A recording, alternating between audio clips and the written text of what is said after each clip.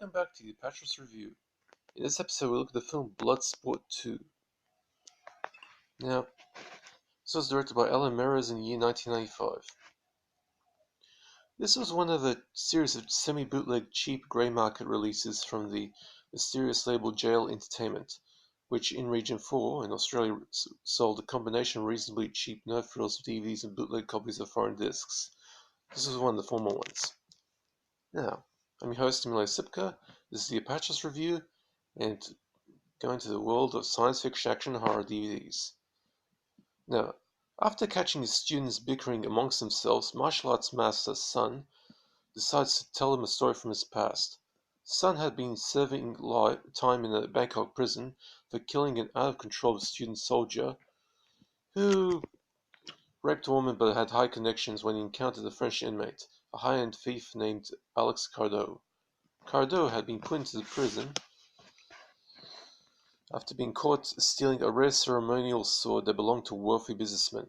Cardot initially seems arrogant, but his actions in saving a weak inmate from a beating and standing up to a thuggish prisoner allowed Sun to see that Cardot might be a worthy choice for teaching him the Iron Hand, a special semi-supernatural martial arts technique where the user can project mental force through his hands that can break through stone. Cardot accepts and is taught the technique. In gratitude, Cardot promises Sun that he will compete in the Kumite, an underground freestyle combat tournament, if he is released.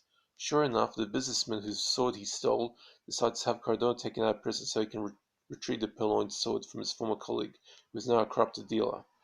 At the same time, Cardot is given permission to compete in the Kumite. But as he fights in the competition, Cardot discovers that Damme, a nasty and nearly invulnerable prison guard who had been tormenting him in prison, had joined Kumite as well. Now, the original Bloodsport was a minor hit in the then emerging martial arts genre in the late 1980s, being a recount of the true story of Frank Dukes, the first Westerner to win the Kumite, an underground freestyle combat tournament. To this day, some critics think the film was bunk, but there's no denying that between Bloodsport and the later Kickboxer films that actor Jean-Claude Van Damme had ignited the martial arts genre into an alternative form of the action movie, and the original film made Van Damme a star, as well as giving itself a minor franchise that lasted throughout the 1990s with a total of 3 sequels, which I'm reviewing the first one here. Bloodsport 2, directed by Alan Meres, was the first of these 3 sequels to the cult classic original. While the first film was based on an impressive true story, this sequel is purely fictional and centers on a road to redemption story about a high-end thief who is good with his hands, who decides to redeem himself by competing in Kumite.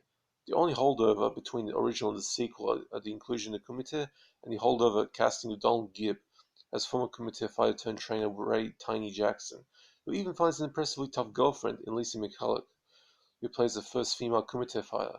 But the lead is cast with Daniel Bernhardt, a virtual clone of Van Damme, who moves, fights, and even sounds like Van Damme, not to mention being a similarly skilled actor. Or for Van Damme, it's slightly more clout in the acting game, and also is a decent editor, having proved his chops by demonstrating some sheer yutzpah in kicking Albert Payun out of the editing room to reconstruct his film Cyborg after a disastrous test screening. Bernhardt didn't have much of an acting career, but he did manage to star as a lead in all 3 Bloodsport sequels, and, surprisingly enough, a role as a stuntman in the late 2010 spy action Atomic Blonde. Now, while many critics will not see fit to give the Bloodsport franchise, especially the sequels, the time of day, I consider this first sequel to be a worthy follow-on from the impressive original film. Bloodsport 2 works best as a morality tale about a flawed man's path to redemption by learning martial arts superpowers and using said powers to bash the shit out of his enemies in the sports arena. Oh, and also recovering a sword he stole on behalf of the sword's owner. The film is surprisingly well structured. The hell? Sorry about that. Giving it more of an advantage over the many B-grade martial arts films that exploded out in the late 1980s, particularly the majority of the Blood Fist franchise, which itself was originally a knockoff of those early Van Damme films, but which starred a real kickboxer, Don the Dragon Wilson, for novelty value. The Blood Fist films have become probably a big franchise of 8 films to its credit. I'll reveal them all in the future. I found the story arc of Bloodsport 2 well formed, and troubled youth might find some decent life lessons out of watching this film. The fighting is also very impressive for this type of film. Indeed, the Kumite fights take up the majority of the film's latter 40 or so minutes.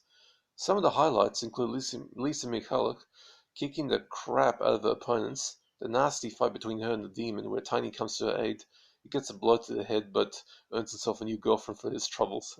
And of course, the epic final fight between Bernhard and the demon, which is also one of the most rousing fights I've ever seen in this type of movie. If you're a fan of the original Bloodsport, or martial arts films in general, this will be a good one to consider picking up, if you can find the DVD, that is. Now for the gore report. Not much in the gore part, but there are plenty of broken limbs and even a couple of fatalities in the ring.